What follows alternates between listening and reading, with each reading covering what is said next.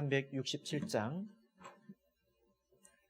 할렐루야. 예수 그리스도 이름으로 하나님 말씀 증거하겠습니다.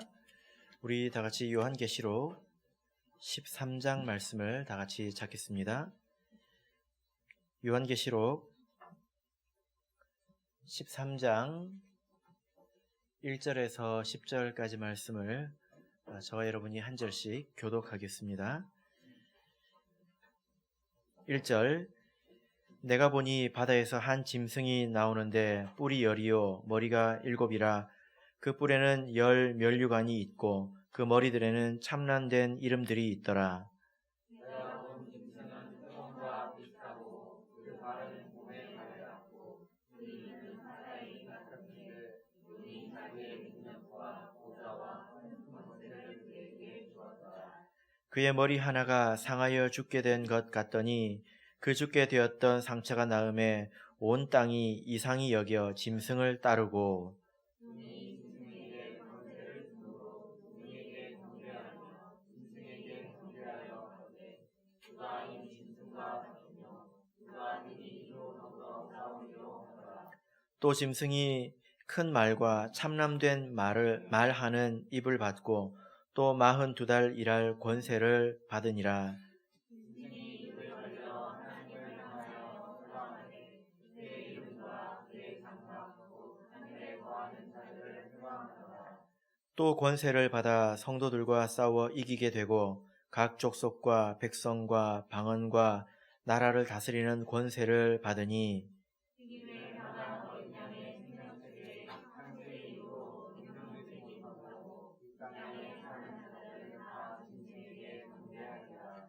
누구든지 귀가 있거든 들을지어다. 사로잡는 자는 사로잡힐 것이요 칼로 죽이는 자는 자기도 마땅히 칼에 죽으리니 성도들의 인내와 믿음이 여기 있느니라. 아멘. 네, 오늘 이 시간은 바다에서 한 짐승이 나오는데 라는 제목으로 하나님 말씀을 증거하겠습니다. 오늘은 요한계시록 32번째 시간입니다. 제법 많이 되었죠? 네, 그래서 오늘 내용은 바다에서 나온 한 짐승에 관한 내용입니다. 먼저 우리 1절, 2절을 다시 한번 읽어보겠습니다. 1절, 2절 읽겠습니다. 시작. 내가 보니 바다에서 한 짐승이 나오는데 뿔이 10이요 머리가 7이라. 그 뿔에는 10 면류관이 있고 그 머리들에는 참람된 이름들이 있더라. 내가 본 짐승은 표범과 비슷하고 그 발은 곰의 발 같고 그 입은 사자의 입 같은데 용이 자기의 능력과 보좌와 큰 권세를 그에게 주었더라. 예. 네, 이 짐승에 대해서 묘사하고 있는 부분을 우리가 방금 읽었습니다. 특별히 2절에서 무엇과 같다 이렇게 표현을 하고 있는데요. 여러분 이것을 머릿속에 한번 그려보실 수 있겠습니까? 예, 어떻습니까? 짐승은 표범과 비슷한데 그 발은 곰의 발 같고 그리고 또 입은 사자의 입 같다 이렇게 말씀을 하고 있죠. 한번 그려보실 수 있겠습니까? 예, 지금 계시록에서 말씀하신 이 바다에서 나오는 이 한 짐승은 어떤 짐승을 말할까요? 예, 이 짐승은 다니엘이 본 환상을 배경으로 하는 짐승입니다. 그래서 우리가 다니엘서를 봐야 되겠죠? 다니엘서 7장을 보겠습니다. 다니엘서 7장 2절에서 8절까지 조금 길지만 같이 보도록 하겠습니다. 다니엘서 7장 2절에서 8절 말씀 우리 같이 읽어보겠습니다. 시작.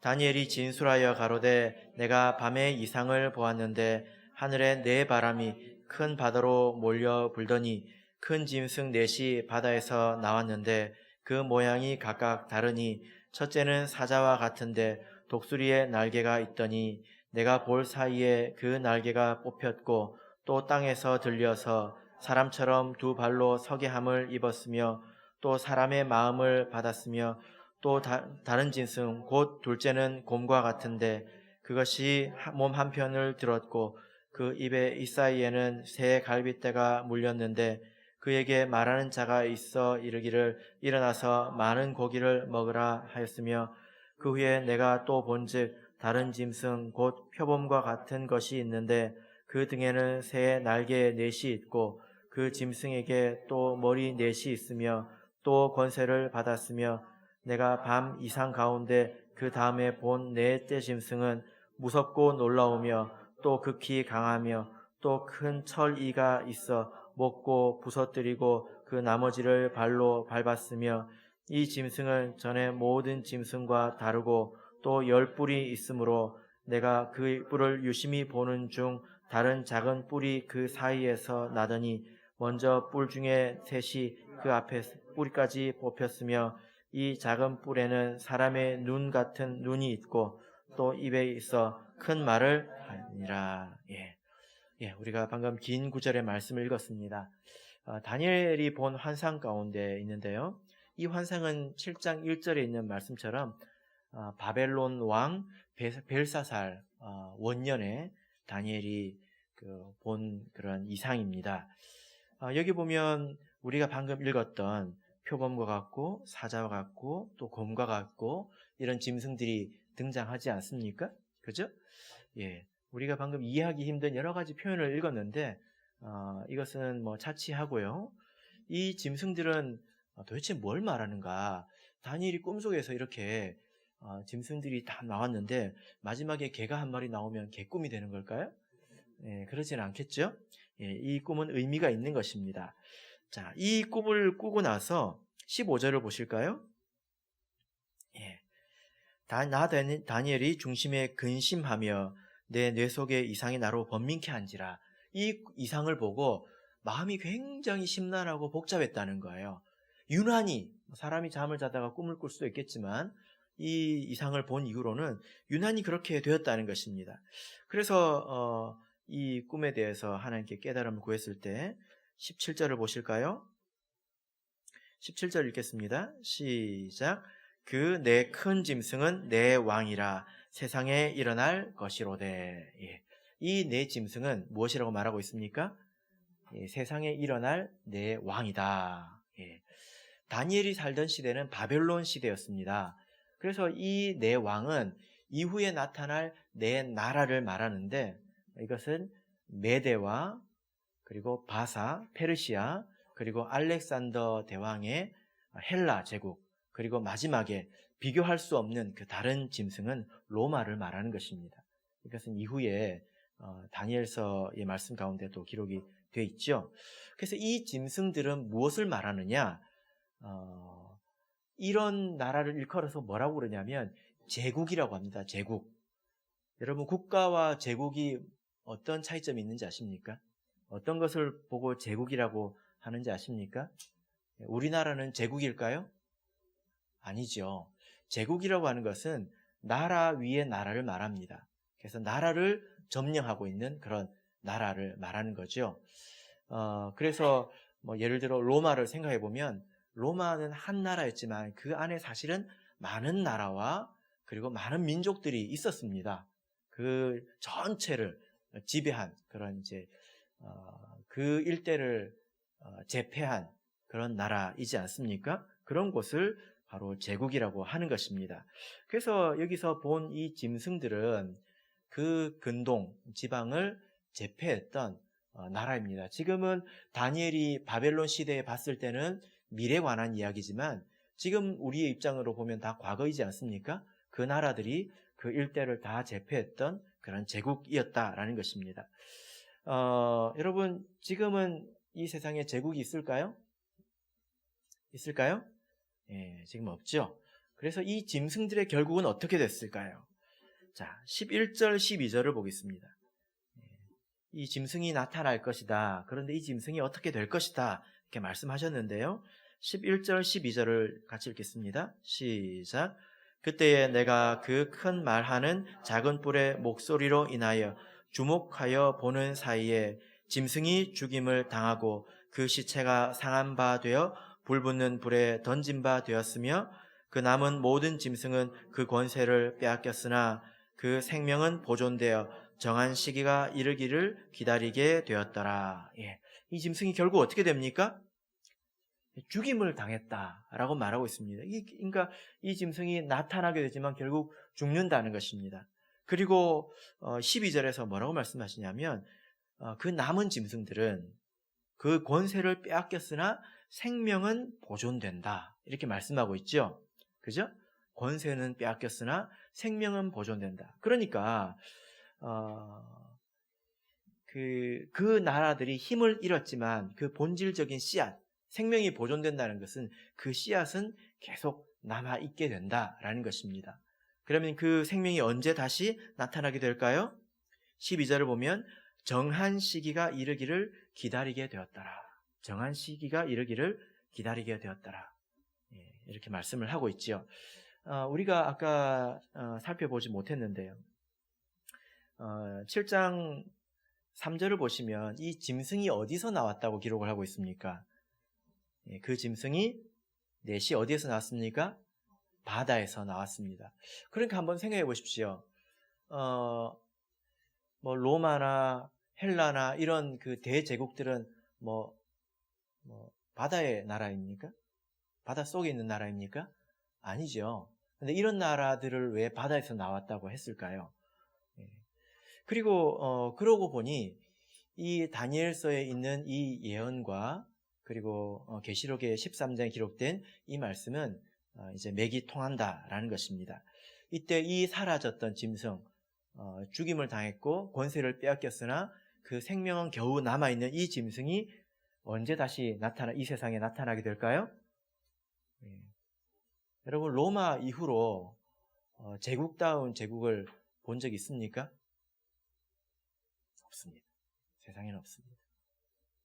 그러나 이제 정한 때가 되면 나타나는데 그게 언제냐? 바로 계시록 13장의 때이다라는 것입니다.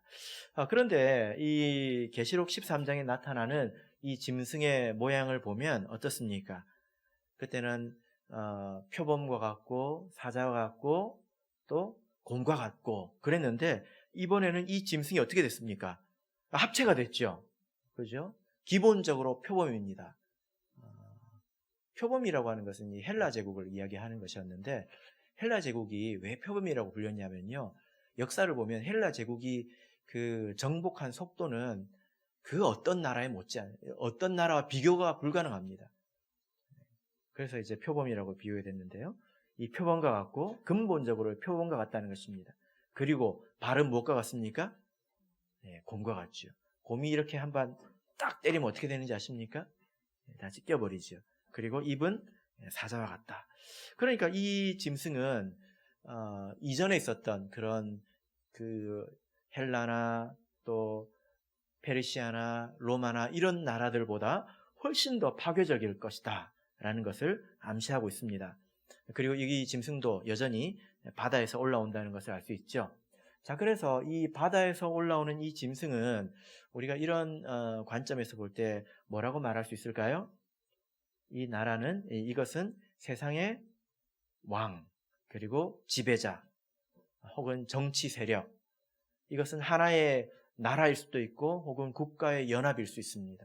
어쨌든 세계에 군림하는 그런 정치 세력이라고 볼 수가 있습니다. 그래서 이 세력도 바다에서 나온다는 거예요. 계시록 안에서 이 바다는 세상을 의미합니다. 세상을 의미합니다. 예수님께서도 보면 바다와 관련한 일화가 많죠. 그죠? 예수님께서 바다 위를 걸으셨다. 그리고 예수님께서 바다의 그 풍랑들을 잠잠케 하셨다. 그런 이적들이 많이 있잖아요. 그죠? 예, 그것은 사실 예수님께서 나는 물 위를 걸을 수 있다. 너희들은 못하지. 그런 게 아니라 거기서 나오는 바다들은 다 세상을 의미합니다.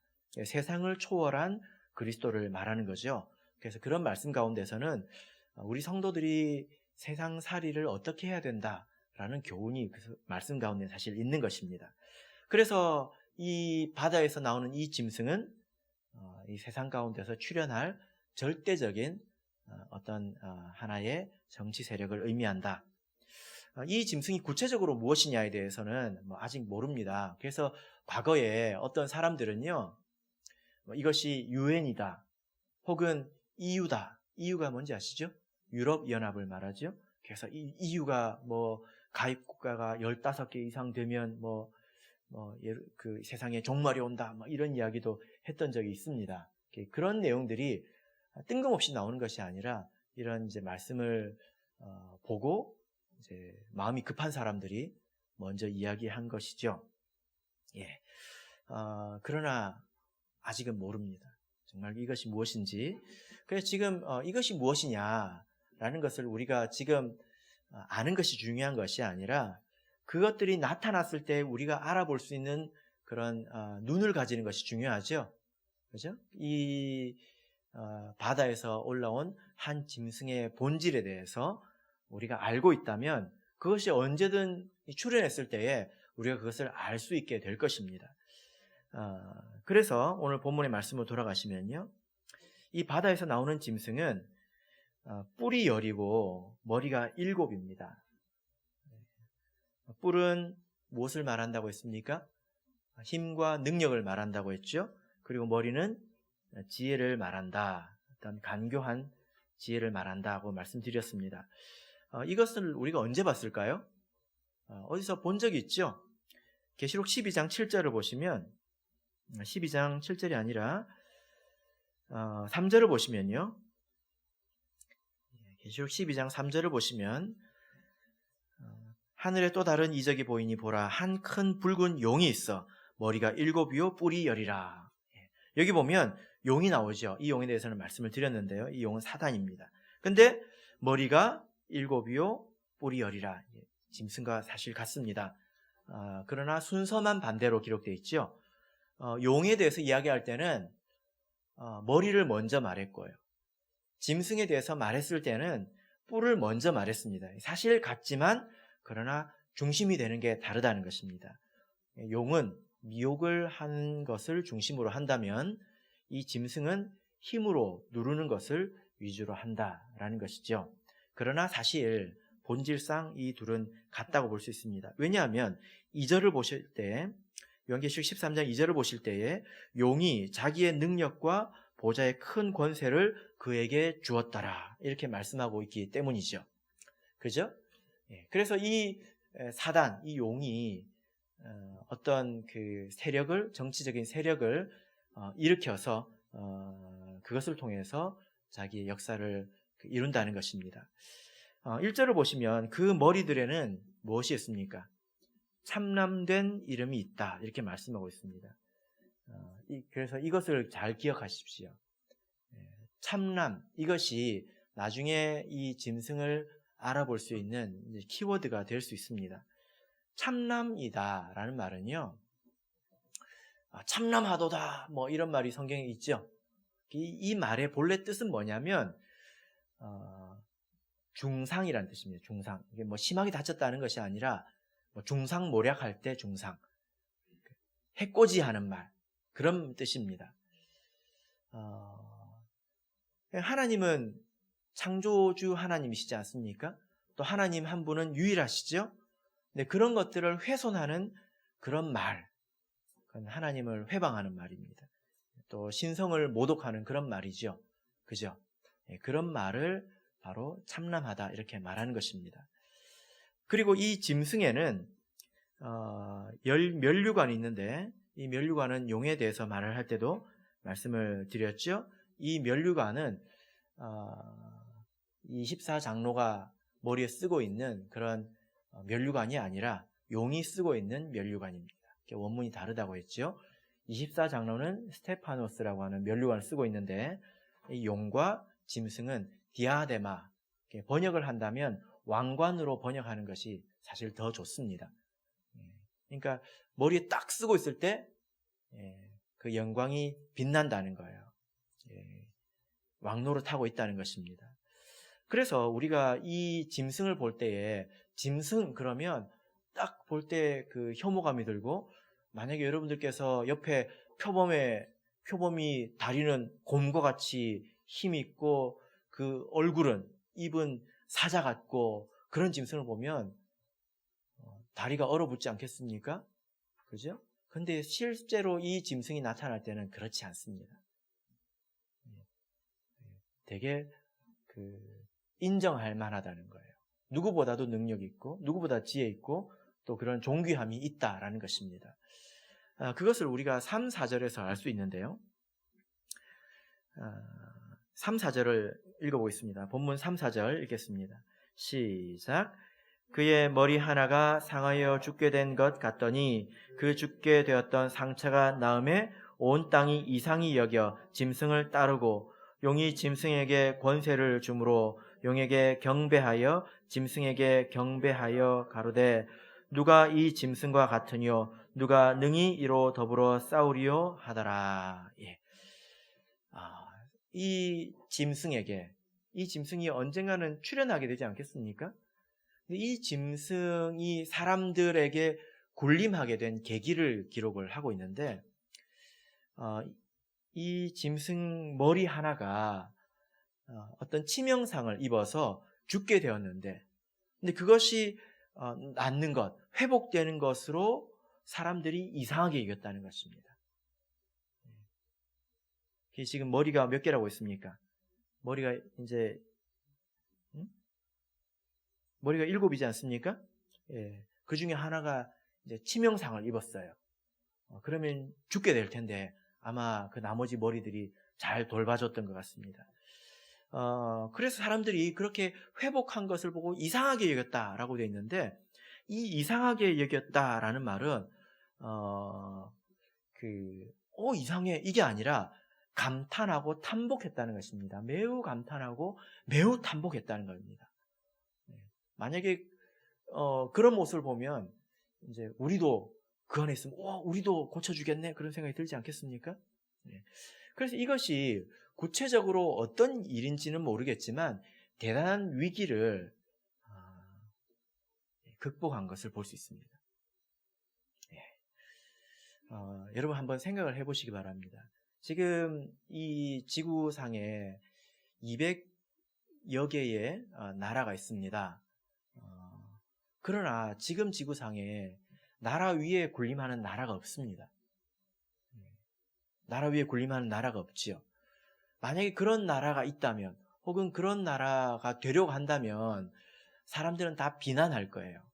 그렇지 않겠습니까? 이제 보는 시각에 따라 다르겠지만 일본도 예전에 이제 제국이 되려고 했잖아요. 우리나라를 지배하고 중국을 지배해서 일본이 어떤 제국을 형성하려고 했었습니다. 그런 일본을 보고 사람들이 다 박수를 쳤습니까? 아니면 비난했습니까? 비난했잖아요. 그죠? 욕을 하지 않았습니까? 그것은 자유를 짓밟는 것이고 그것은 욕망일 뿐입니다. 그런데 이때가 되면 희한하다는 거예요. 이것이 희한합니다. 이때가 되면 사람들이 그 나라를 좋게 생각한다는 거예요.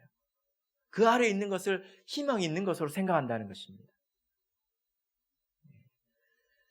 그래서 4절을 보시면 용이 짐승에게 권세를 주었기 때문에 용에게 경배하며 짐승에게 경배하여 가로되 사람들이 그런다는 것입니다. 3절 온 땅이 이상히 여겨 짐승을 따른다는 거예요. 온 땅이 세상에 한 나라도 예외가 없이 그것을 탐복해서 거기에 따른다는 것입니다. 그래서 짐승을 경배한다는 거, 와, 진짜 대단하다. 이것이야말로 이상적이다. 라고 하는데 사실은 그것은 용을 경배하는 것이고 뭐라고 합니까? 누가 이 짐승과 같으뇨? 누가 능히 이로 더불어 싸우리요? 사람들이 온 땅에 이 짐승을 칭찬하고 있지 않습니까? 그래서 이때가 되면 우리나라가 일제강점기에 지배를 받으면서 막 독립을 하려고 했던 그런 때와는 다를 것입니다. 사람들이 칭찬하는 것을 볼 수가 있죠. 그래서 이런 것을 우리 마음속에 잘 새겼다가 이게 뭔지 여러분 나중에 꼭 깨달으시길 바랍니다. 이 짐승이 하는 일이 두 가지가 있는데요. 여기 보면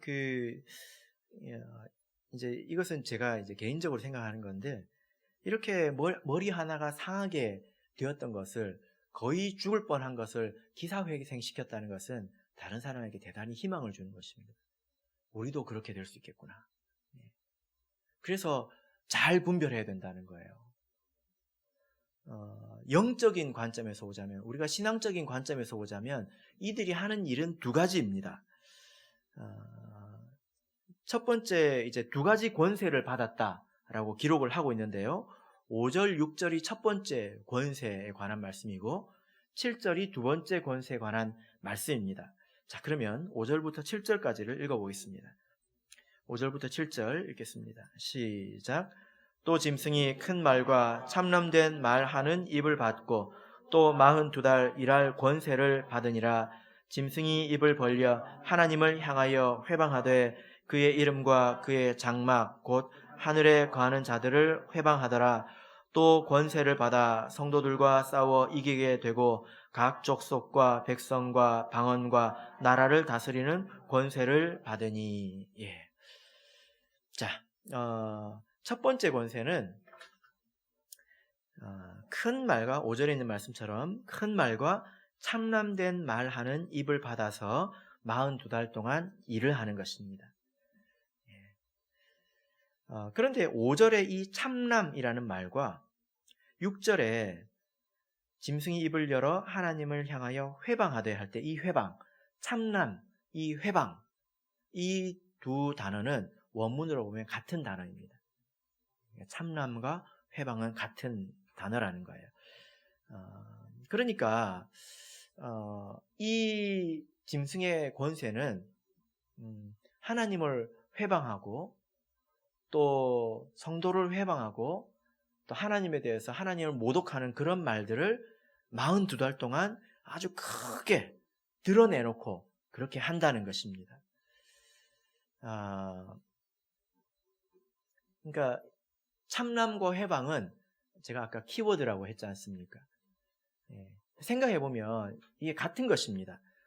예를 들어서 누가 이런 말을 했다고 쳐봅시다.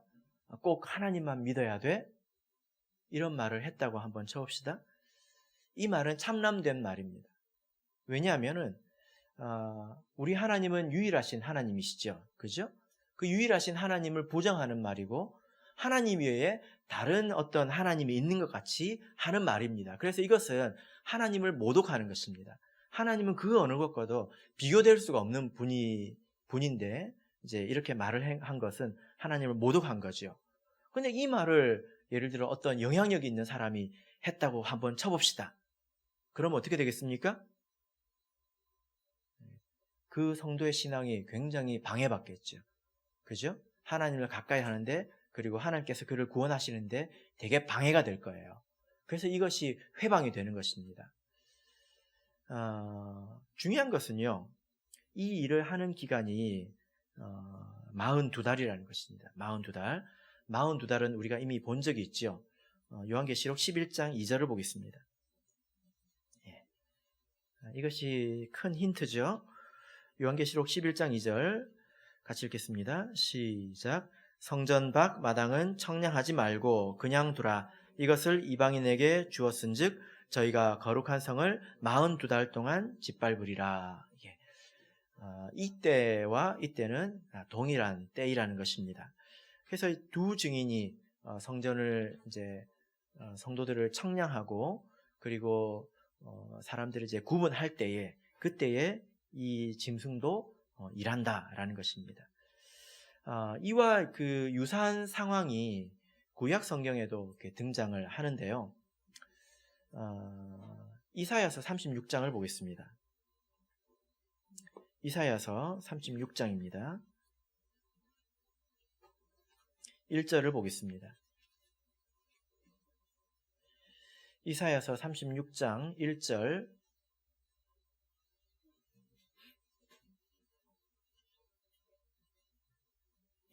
같이 읽겠습니다. 시작.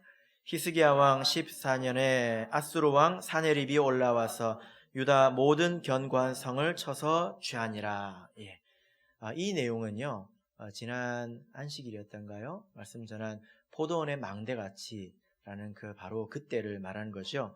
그래서 아수르라는 나라가 이스라엘을 다 침공해가지고 모든 나라를 다 빼앗고 마지막에 예루살렘 성 하나만 남았을 때 포도원의 망대같이 이것만 우뚝 남고 나머지는 다 빼앗겼을 때 그렇게 이스라엘 나라가 회파되었을 때를 말하는 것입니다. 그때에 아수르의 장군 가운데 랍사게라는 장군이 이제 공격을 해왔는데요. 그 랍사게가 성전을 향해서 외칩니다. 그 랍사게라는 사람이 대단한 사람이에요. 이방 사람인데 이렇게 공격하러 오기 위해서 히브리어를 배워가지고 왔습니다. 히브리어 가지고 이야기를 합니다. 18절에서 20절 볼까요? 뭐라고 이야기했을까요? 이게 참남된 말이고 회방하는 말인데요. 18절에서 20절 읽겠습니다. 시작. 혹시 히스야가 너희에게 이르기를 여호와께서 우리를 건지시리라 할지라도 꾀임을 받지 말라. 열국의 신들 중에 그 땅을 아수르 왕의 손에서 건진 자가 있느냐? 하맛과 아르밧의 신들이 어디 있느냐? 스발와임의 신들이 어디 있느냐? 그들이 사마리아를 내 손에서 건졌느냐? 이 열방의 신들 중에 어떤 신이 그 나라를 내 손에서 건져내었기에 여호와가 능히 예루살렘을 내 손에서 건지겠느냐 하셨느니라. 여러분, 이 말을 이스라엘 백성들이 다 알아들을 수 있는 말로 했다는 것입니다. 야, 이 백성들아, 히스기야 왕이 지금 여호와를 의지하라고 이야기하지 믿지 마라. 여호와가 너희를 지킬 것 같았으면 나머지 나라들은 왜 다 빼앗겼겠냐? 나머지 땅들은, 이스라엘 땅들은 왜 다 빼앗겼겠냐? 그럼 그 안에서 이걸 듣고 있던 이스라엘 백성들의 마음이 어떻겠습니까? 철렁철렁 하겠죠. 그럼 나가서 항복해야 되나? 나가서 항복해야 되나? 여기서 굶어 죽어야 되나? 그렇게 막 심장이 벌렁벌렁 하지 않겠습니까?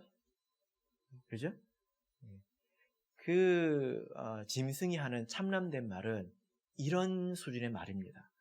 듣는 자의 마음을 들었다 놨다 하는 이제 그런 수준의 말이 될 것입니다.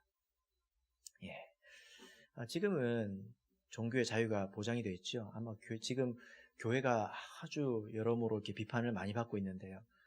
지금 이런 시국에도 예배를 좀 자제하십시오. 모임을 자제하십시오. 이렇게 요청할 뿐이지 지금 같은 시국에도 종교의 자유를 보장하고 있지 않습니까? 그죠? 나중에는 어떻겠습니까? 이때가 되면 전혀 이와 같지 않습니다. 그래서 이렇게 참남된 말을 할 때 성전 밖 마당에 그 성도들은 이미 세상에 동화되어 버렸고요. 그러나 참 믿음을 가지고 있는 사람도 그 안에서 그런 말을 들으면서 이제 대적을 하고 있는 상태라는 거예요. 자, 이어서 짐승의 두 번째 권세는 무엇일까요? 자, 요한계시록 13장 7절 읽겠습니다. 시작. 또 권세를 받아 성도들과 싸워 이기게 되고 각 족속과 백성과 방언과 나라를 다스리는 권세를 받으니. 여기 보니까 또 권세를 받아서 성도들과 싸워서 이기게 됩니다. 이것은 두 증인의 죽음을 말하는 거겠죠. 12장 7절을 보시면요, 저희가 그 증거를 마칠 때에, 그러니까 1260일의 증거를 마칠 때에 무적행으로부터 올라오는 짐승이 저희로 더불어 전쟁을 일으켜 저희를 이기고 저희를 죽일 터인즉, 이렇게 말씀을 하고 있습니다. 그래서 우리가 11장부터 12장, 13장까지 지금 계속 보고 있는데요. 이렇게 1260일 그리고 사흘반, 또 증거하는 때와 또 핍박의 때, 이렇게 또 출산하는 때와 날개를 받아서 도망하는 때, 이렇게 계속 반복이 되고 있죠. 동일한 때를 말하는 것입니다. 아주 여러 가지 관점에서 이 때를 조명하고 있는 거예요. 왜냐하면 이때가 가장 결정적인 때이기 때문에 그렇습니다. 그래서 이때는 짐승이 권세를 받아서 성도들과 싸워 이긴다고 하는 것은요, 이제 교회가 이제 아주 고달파졌다는 거죠. 교회가 교회로서의 기능을 이제는 전혀 할 수가 없는 그런 때가 되었다라는 것입니다. 육신적으로는 살만할지 모르겠습니다. 육신적으로는 어떨지 모르겠습니다. 그러나 영적으로 보자면 아주 고달픈 그런 시기가 될 것입니다. 그래서 이때가 되면 택함을 받지 않은 사람들은 다 이제 교회를 떠나게 될 것이라고 성경은 말씀하고 있죠. 이어서 8절부터 보시면요. 8절부터 10절까지를 보겠습니다. 읽겠습니다. 시작. 죽임을 당한 어린 양의 생명책에 창세 이후로 농명되지 못하고 이 땅에 사는 자들은 다 짐승에게 경배하리라. 누구든지 귀가 있거든 들을지어다. 사로잡는 자는 사로잡힐 것이요 칼로 죽이는 자는 자기도 마땅히 칼에 죽으리니 성도들의 인내와 믿음이 여기 있느니라. 예. 자, 이때가 너무나 고난이 심하고 또 이제 영적으로 어둡고 또 믿음을 지키기 어려운 때이기 때문에 택하심을 받은 사람 빼고는 교회에 남아 있지 않다는 것입니다. 평상시에는 그렇지 않죠. 때로는 택함 받지 않은 사람들이 잠시 교회에 왔다가 또 나가기도 하지 않습니까? 네. 그런데 이때는 그런 일이 없다는 것입니다. 이것은 아주 힘들다는 거죠. 그죠? 10절을 보시면 이 10절 말씀이 좀 이해하기가 갑자기 힘드실 거라고 생각이 되는데 왜 그러냐면 10절의 말씀은 아주 좀 오역입니다. 번역이 좀 많이 잘못되었습니다. 그래서 표준 세번역을 보면 잘 번역이 되어 있는데요. 여기 보면 사로잡는 자는 사로잡힐 것이요 또 칼로 죽이는 자는 자기도 마땅히 칼에 죽으리니 이렇게 되어 있죠. 근데 본래 뜻은 뭐냐면 잡혀갈 사람은 잡혀갈 것이고 칼에 맞아 죽을 사람은 칼에 맞아 죽을 것이다. 이렇습니다. 완전 뜻이 다르지 않습니까? 칼에 죽을 사람은 칼에 죽을 것이고 잡혀 죽을 사람은 잡혀 죽을 것이다. 이건데 이 말씀에는 배경이 있습니다. 이 말씀은요 예레미야 선지자가 했던 말이에요. 예레미야서 15장을 보겠습니다. 예레미야서 15장 2절을 보겠습니다.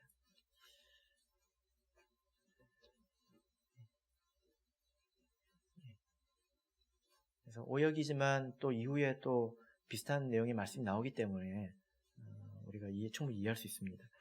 예레미야 15장 2절을 보겠습니다. 자, 1절, 2절을 같이 읽어보겠습니다. 1절, 2절 읽겠습니다. 시작. 여호와께서 내게 이르시되 모세와 사무엘이 내 앞에 섰다 할지라도 내 마음은 이 백성을 향할 수 없나니 그들을 내 앞에서 쫓아내치라. 그들이 만일 내게 말하기를 우리가 어디로 나아가리요 하거든 너는 그들에게 이르기를 여호와의 말씀에 사망할 자는 사망으로 나아가고 칼을 받을 자는 칼로 나아가고 기근을 당할 자는 기근으로 나아가고 포로 될 자는 포로됨으로 나아갈지니라 하셨다 하라. 예. 여러분 이 말씀이요 아주 무서운 말씀입니다. 제가 좀 설명을 드리겠습니다. 예레미야 선지자는요 이스라엘 남유다가 멸망할 때에 사역했던 선지자입니다. 그래서 멸망하기 전에도 경고의 말씀을 이제 많이 전했고요. 멸망한 이후에도 이스라엘 백성 가운데 있었는데요. 멸망하기 전에 하나님께서 얼마나 많이 이스라엘 백성에게 경고했겠습니까? 그죠? 얼마나 많이 경고했겠습니까? 회개하라, 빨리 돌이켜라, 빨리 돌이켜라. 이런 회개의 메시지를 굉장히 많이 전했거든요. 그리고 그러면 안 된다, 이러면 안 된다 굉장히 많이 말씀을 전했습니다. 그런데 그 말씀을 끝까지 듣지 않다가 결국 여기까지 왔다는 거예요. 그래서 어느 순간이 딱 됐을 때 하나님께서 뭐라고 말씀하셨냐면 지금은 모세가 와도 사무엘이 와도 내가 내 마음을 돌이키지 않겠다. 여러분 모세와 사무엘은요 중보기도의 달인입니다. 모세가 어떤 사람입니까? 하나님 이 백성을 멸하실 것이면 나부터 죽이십시오. 그랬던 사람 아닙니까? 그죠? 모세는 중보기도의 백성을 사랑했던 중보기도의 달인입니다. 사무엘은 뭐라고 했습니까? 내가 이 백성을 위해서 기도하기를 쉬는 죄를 결단코 내가 범치 않을 것이다. 그래서 사무엘도 기도로서 이 백성을 이렇게 지탱했던 그런 선지자입니다. 이 모세와 사무엘이 와도 이제는 안 된다는 거예요. 그래가지고 예레미야야, 너 내 말 잘 들어라. 이제 이스라엘 백성이 너한테 와가지고 이제 우리가 어떻게 하면 됩니까? 어디로 우리가 가야 될까요? 라고 묻거든. 이렇게 대답해라. 칼에 죽을 자는 칼로 나아가고, 잡혀 죽을 자는 잡혀 죽으로 나아가고, 굶어 죽을 자는 굶어 죽으로 가라. 이렇게 답을 해라고 했다는 거예요. 이게 무슨 말입니까? 쉽게 이야기하면 이미 늦었다. 다 정해졌다. 이것입니다. 돌이킬 수 없다라는 것입니다. 이것은 이제 이렇게 생각하시면 돼요. 이제 이렇게 조그마한 아이가 집에서 라면을 이제 끓입니다. 그러면 부모가 볼 때는 되게 불안하잖아요. 펄펄펄 끓는 물이 이제 있으니까 그래서 계속 경고합니다. 조심해라. 쏟아진다. 조심해라. 근데 그 말을 안 들었어요. 그래가지고 결국 이 냄비가 쏟아져가지고 절반 정도 이제 넘어지고 있어요. 그때 아이가 뭐라고 할까요? 엄마 어떻게 해야 돼? 이게 예레미야 1장에 나오는 비유예요. 가마에서 이렇게 끓는 물이 쏟아집니다. 어쩌라고요? 엄마가 뭐라고 했습니까? 이제 와서 어쩌라고? 늦었다. 죽을 놈은 죽고 굶어 죽을 놈은 죽고 뭐 그렇지 않겠습니까? 그죠? 이미 늦었다는 것입니다. 그래서 이 말씀이 요한계시록 이때에도 등장하게 되는데 땅에서 올라온 짐승이 나타나서 참남된 말을 할 때 우리가 마지막까지 항전하는 사람들이 성전 안에 남게 될 것입니다. 근데 그것도 결국에는 이제 무너지게 될 텐데 그것이 얼마나 크냐? 그것은 사실은 악한 자들에 대한 심판이라는 거예요. 그래서 회개하지 않았던 사람들은 이미 그때가 되면 돌이킬 수 없다는 것입니다. 그것을 보고 우리가 내가 돌이켜야지 이런 마음을 먹는다고 해서 그것이 바뀌지 않는다는 것입니다. 회개에도 다 때가 있고 기회가 있다는 거죠. 그래서 우리가 이런 그 내용을 성경 뭐 여러 곳에서도 볼 수 있는데요. 열처녀의 비유 가운데서도 신랑이 그 오기에 임박했을 때, 신랑의 소리가 들릴 때에 뭐라고 말했습니까? 그 어리석은 다섯 처녀가 기름을 좀 나눠달라 이렇게 이야기하잖아요. 그러니까 그 나머지 다섯 처녀가 뭐라고 합니까? 우리 쓰기에도 부정하다. 이것은 내가 나를 책임져야 되지 누구도 나를 책임져 주지 않는다는 것입니다. 그래서 이때는 교회의 기능을 완전히 상실했기 때문에 무슨 신도회가 있는 게 아니고요. 무슨 목자가 있는 게 아닙니다. 목자도 자기의 믿음을 챙겨야 되는 것이고요. 다른 사람도 자기의 믿음을 돌봐야 될 뿐입니다. 그래서 이 말씀이 나오는 거죠. 성도들의 인내와 믿음이 여기에 있느니라. 그래서 우리가 믿음과 인내로 살아와서 그때에 드디어 이제 열매를 맺는 것이다. 거기서 믿음과 인내가 드러난다라는 것입니다. 이것이 앞으로 우리에게 예정된 그런 시간이죠. 그래서 우리가 이렇게 세상도 조금 이제 바라볼 줄 이렇게 알아야 합니다. 지금 어떻습니까, 여러분? 지금 신앙생활하기가 너무 편하지 않습니까? 지금은 교회 안 오면 핍박받는 그런 시대이죠. 굉장히 안락합니다. 한번 생각해 보십시오. 지금처럼 편하고 안락한 때가 어디에 있습니까? 그렇지 않습니까? 근데 만약 우리가 지금 깨어서 기름을 예비하지 않고 또 우리의 믿음을 예비하지 않는다면 우리가 이때에 도저히 버틸 수 없을 것입니다. 이스라엘 백성이 다 패전했고요. 예루살렘 성 하나만 남았을 때 모든 것을 짓밟은 그 이방의 장수가 와서 백성들의 마음을 흔들 때에 그 마음이 사시나무처럼 흔들렸습니다. 이때가 결코 간단치가 않죠. 그러므로 지금 내가 겨우겨우 신앙생활을 한다면 이때 우리가 과연 이겨낼 수 있을까요? 지금 우리가 더욱더 충만한 믿음을 예비해야 될 것입니다. 바라옵기는 이 말씀을 통해서 또 우리가 경계를 삼고 더욱더 믿음을 예비하시는 저와 여러분 되시기를 예수 그리스도 이름으로 축복합니다.